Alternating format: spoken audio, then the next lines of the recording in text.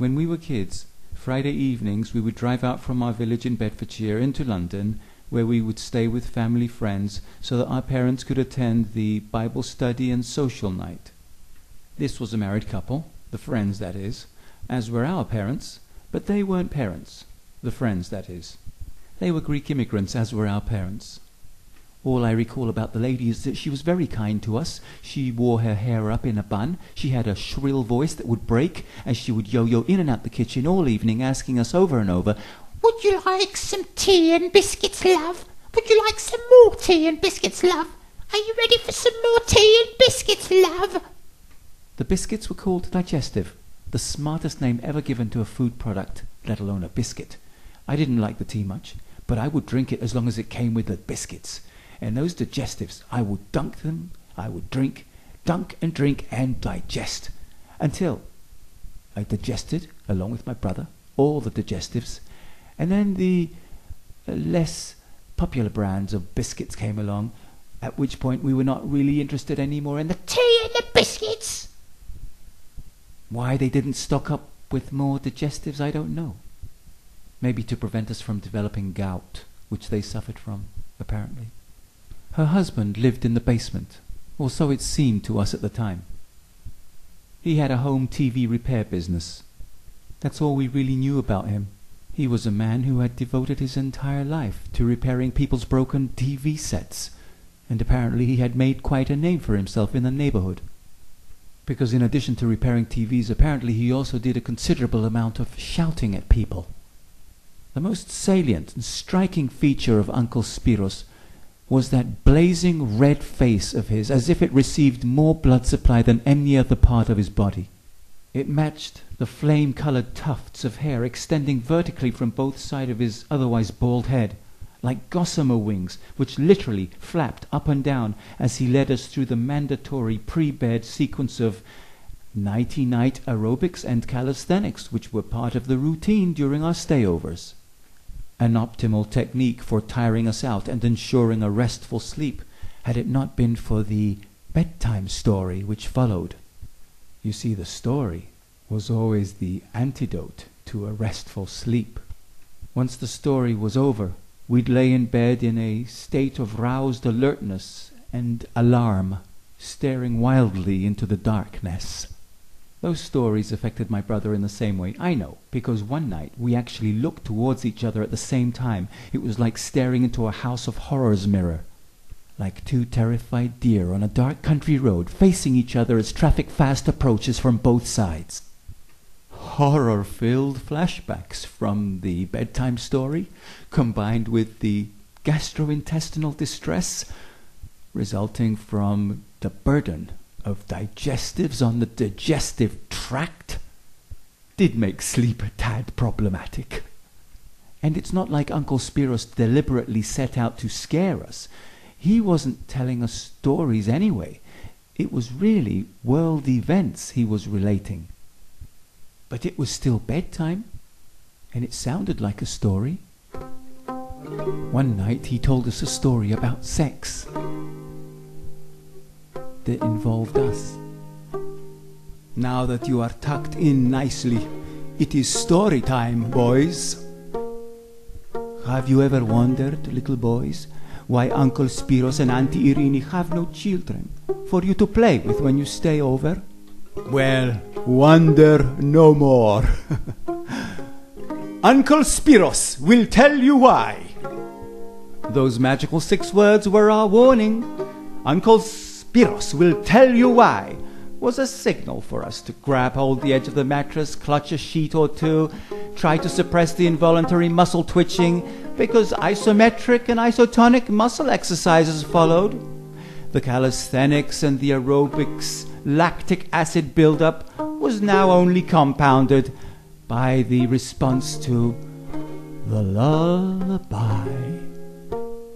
Now do you see why there was no sleep in store for my brother and me? Uncle Spiros will tell you why.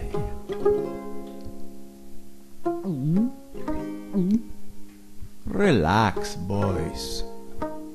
Now, do you even realize there is a population explosion? And you, wondering why Uncle Spiros and Auntie Rini no make babies. Why? Just for you. For you to have children, friends to play with when you come over. Huh?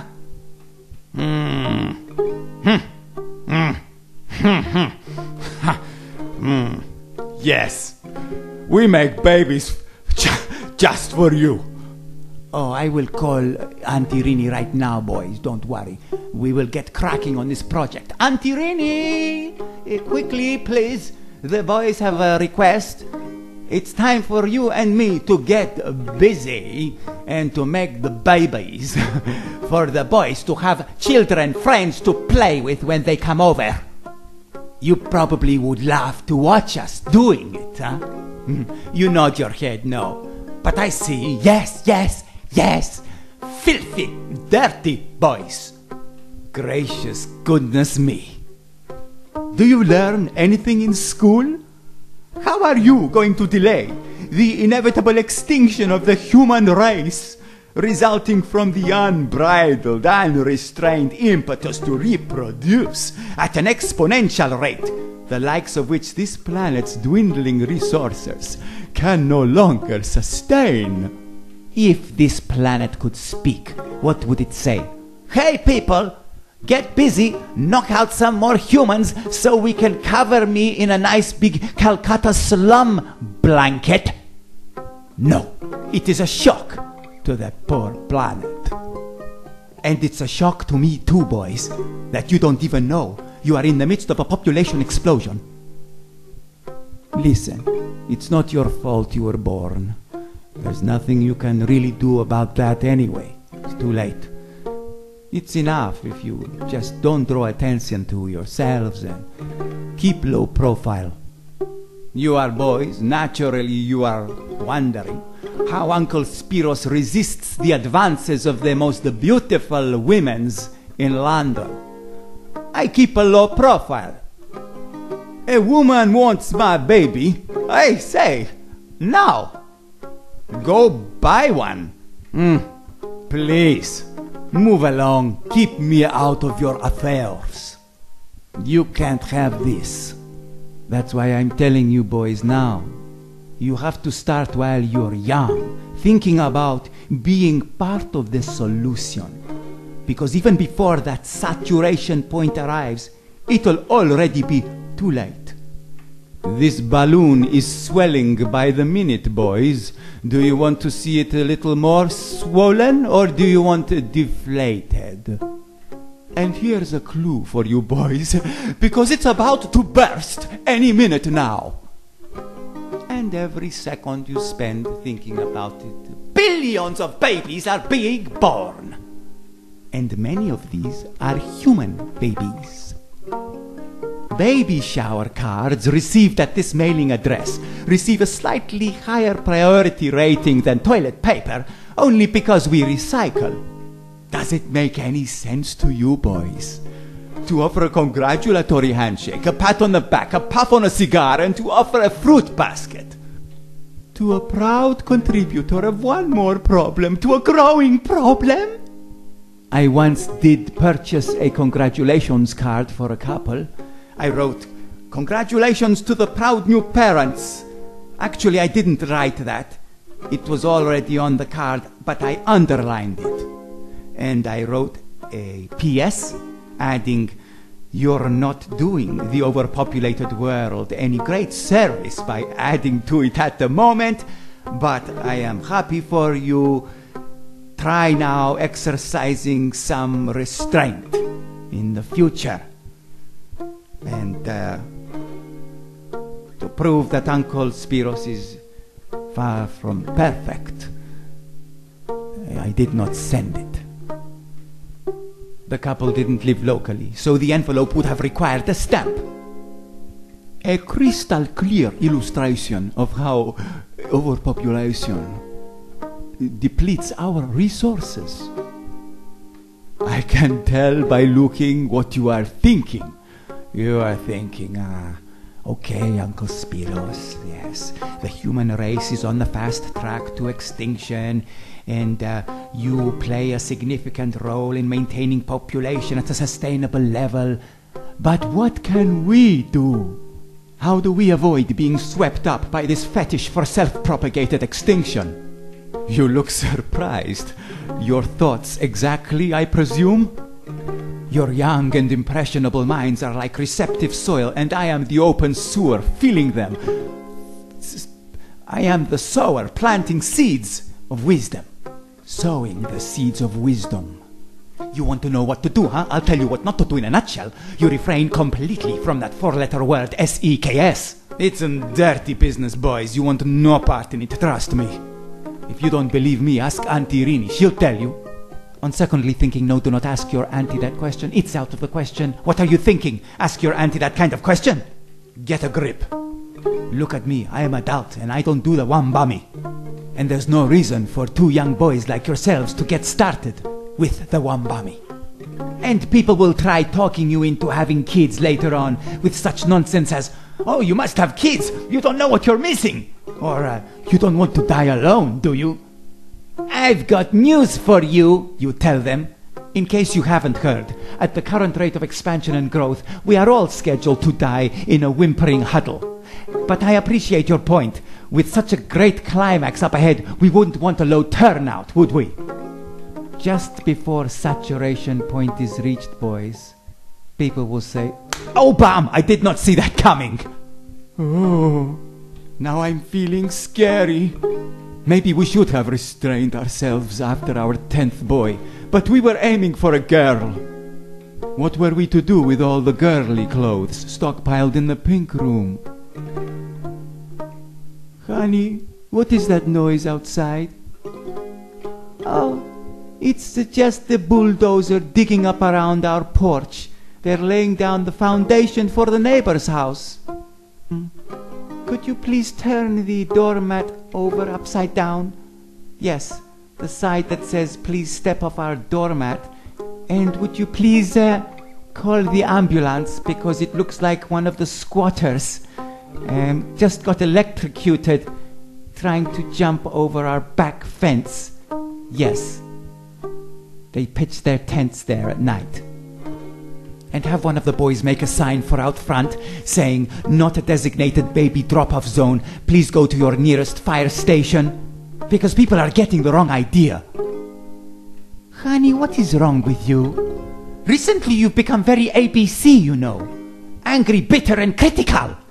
Yes, I know. It's difficult to be convivial during times of pestilence and famine. We really need to go on vacation, honey. Yes, well, about this, it was just announced on the news that the lack of oil is preventing travel. It has shut down lines of distribution via sea, land, and air. But there's always wind-powered skateboards, sailing boats, and hand gliders. C'est la vie. Listen to Uncle Spiros, boys. La vie doesn't have to be say. It doesn't have to. I want you two to promise me. Do you promise me? Okay. Also, I want you to close your ears to the vile slogans such as "make love, not war." Well, newsflash, it is the sticky sex that wars are made of. Are you familiar with Homer? Have you read about Helen of Troy?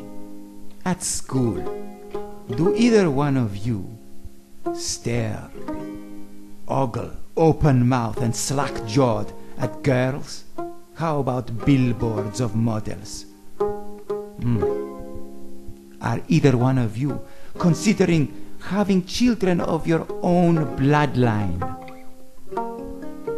No was the correct answer. Because you remember what Socrates said. Maybe you don't. You're not old enough to. Always keep your green thumb pressed firmly on the pesticide nozzle. Don't let up on the clipper action. Keep nipping the weed in the bud and smoke it. No need to inhale. Slash and burn it. Forget the rainforests just for a moment. Focus on your own thorny, whacked-out urges. Purge the urge. Weed control. That's what Socrates was all about. Restrain your passions. Rein them in. Be in control. Because you are much better than mold spores and fungi, boys. Always remember that. Fungi, mold spores, they reproduce indiscriminately. They are too ignorant even to be blindsided by hindsight. Who is more intelligent, you or a termite? You. Do you want to enlist in an army of termites, working your way through a few remaining attic wood beams until the roof collapses into a pile of excreta on the living room carpet? Then brush yourself off, breed again, send yourself happy termite parent congratulation cards as you march on over to the neighbor's house to do the same work, only to find that another tribe of termites beat you to it? What are you going to do then? That's why you need to have contingency plan. And don't count on anyone bailing you out. Some robed, holy figure descending a gilded staircase leading to eternity with a bullhorn announcing, "Attention, everybody. I'm here now. You can all step aside. I'll take care of it. I know you did your best. Pretty much crap, according to my standards, but not to worry. I'll sort it all out for you. Just continue doing what you were doing. You may see some things moving around. Don't be alarmed. It doesn't seem fair to hold you all accountable for all this. I guess that's the good news. The bad news is that I'll be shutting down a few freeways for expansion work, but they'll be open pretty soon. Hey, you have a good day now. Take care. No, boys. Uncle Spiros is holding you accountable. You can do it. And that's how Uncle Spiros ended his bedtime stories. I'm holding you accountable. You can do it. He'd then flip off the light switch and close the door, and we'd remain silent in the dark, the three of us. And we could hear his whistling nose as the breath passed over the obstructing ginger hairs. He always reminded us to breathe through our noses. He said it made us look more intelligent. After what seemed like an interminable eternity, he'd say, "Remember what I tell you. Pleasant dreams." And out he went. Not once do I remember sleeping in that house. Not that I would remember being asleep, but I would have remembered waking up. So, not once do I remember waking up in that house. We clutched the sheets and waited for the doorbell to ring. Once our parents had arrived, we pretended that we were asleep and groggily hobbled to our getaway vehicle. And we slept all the way home, woken up by the occasional termite burrowing into our fragile skull as it conjured images in dreamland of bedtime